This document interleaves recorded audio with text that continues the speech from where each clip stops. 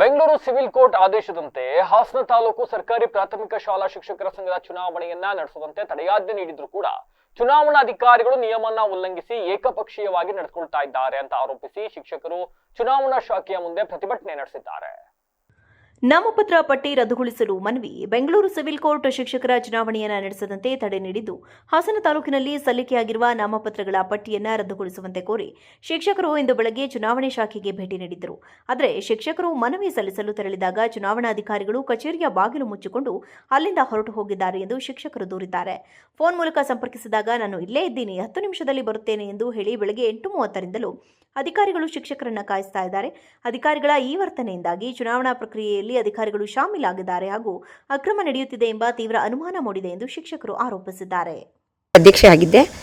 ಇವತ್ತು ಪ್ರಾಥಮಿಕ ಶಾಲಾ ಶಿಕ್ಷಕರ ಸಂಘದ ಚುನಾವಣೆ ಇತ್ತು. ಅದು ಸಿವಿಲ್ ಕೋರ್ಟು ಬೆಂಗಳೂರು ಸ್ಟೇ ಕೊಟ್ಟಿದೆ. ರಾಜ್ಯಾದ್ಯಂತ ಸ್ಟೇ ಕೊಟ್ಟಿರೋದ್ರಿಂದ ಇವತ್ತು ಆ ಸ್ಟೇ ಕಾಪಿನ ನಿಮ್ಮ ಚುನಾವಣಾ ಅಧಿಕಾರಿಗಳಿಗೆ ತಲುಪಿಸುವಂಥ ವ್ಯವಸ್ಥೆ ಇತ್ತು. ನಾವು ಬೆಳಗ್ಗೆ 8 ಗಂಟೆಯಿಂದನೂ ಕೂಡ ಬಂದು ಇಲ್ಲಿ ನಾವು ಆ ಒಂದು ಏನು ಘನಯುಕ್ತ ನ್ಯಾಯಾಲಯ ನಮಗೆ ಸ್ಟೇ ಕೊಟ್ಟಿದೆ ಅದನ್ನು ಇಲ್ಲಿಗೆ ಸಬ್ಮಿಟ್ ಮಾಡೋಕ್ಕೆ ಅಂತ ಬಂದಾಗ ಚುನಾವಣಾಧಿಕಾರಿಗಳು ಇರಲಿಲ್ಲ.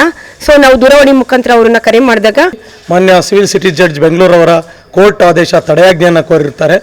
ಅದಕ್ಕೆ ಮಾನ್ಯ ಆನರಬಲ್ ಜಡ್ಜಸ್ ಕೊಟ್ಟಿರತಕ್ಕಂಥ ತಡೆಯಾಜ್ಞೆಯನ್ನು ಮಾನ್ಯ ಚುನಾವಣಾಧಿಕಾರಿಗಳು ಹಾಸನ ತಾಲೂಕಿನ ಚುನಾವಣಾಧಿಕಾರಿಗಳು ಕಚೇರಿಗೆ ಬಂದಾಗ ತಲುಪಿಸ್ಲಿಕ್ಕೆ ಬಂದಾಗ ಚುನಾವಣಾಧಿಕಾರಿಗಳು ಫೋನ್ ಮಾಡಿ 2-3 ಸಾರಿ ಫೋನ್ ಮಾಡಿ ನಮ್ಮ ಸ್ನೇಹಿತರೆಲ್ಲ ಫೋನ್ ಮಾಡಿದಾಗ ಬರ್ತೀನಿ 10 ನಿಮಿಷ, ಮತ್ತೊಂದು ಸಾರಿ ಫೋನ್ ಮಾಡಿದಾಗ ಬೇರೆ ಕಡೆ ಕೆಲಸದ ಮೇಲೆ ಇದ್ದೀನಿ ಆಮೇಲೆ ಬರ್ತೀನಿ, ಈಗ ಮತ್ತೆ ಫೋನ್ ಮಾಡಿದಾಗ ಹೈಕೋರ್ಟ್ ಸ್ಟೇ ಹೋಗಿದ್ದು, ಸ್ಟೇ ಮತ್ತೆ ಅವ್ರು ವೆಕೆಟ್ ಮಾಡಿಸಿದ್ರು. ಮತ್ತು ಪುನಃ ಸಿಟಿ ಸಿವಿಲ್ ಕೋರ್ಟ್ ಬೆಂಗಳೂರಿಗೆ ಹೋದು ಅಲ್ಲಿ ನಿನ್ನೆ 29/4/2026 ಮಧ್ಯಾಹ್ನ 4 ಗಂಟೆ ನಮ್ಗೆ ಸ್ಟೇ ಸಿಕ್ಕಿದೆ.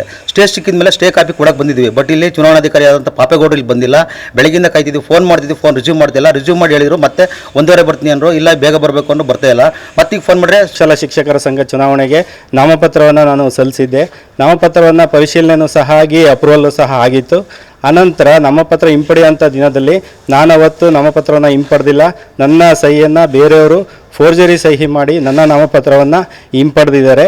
ಹಾಗಾಗಿ ಇದು ಅನ್ಯಾಯ ಆಗಿದೆ. ಇದಕ್ಕೆ ನ್ಯಾಯ ದೊರಕಿಸ್ಕೊಡ್ಬೇಕು.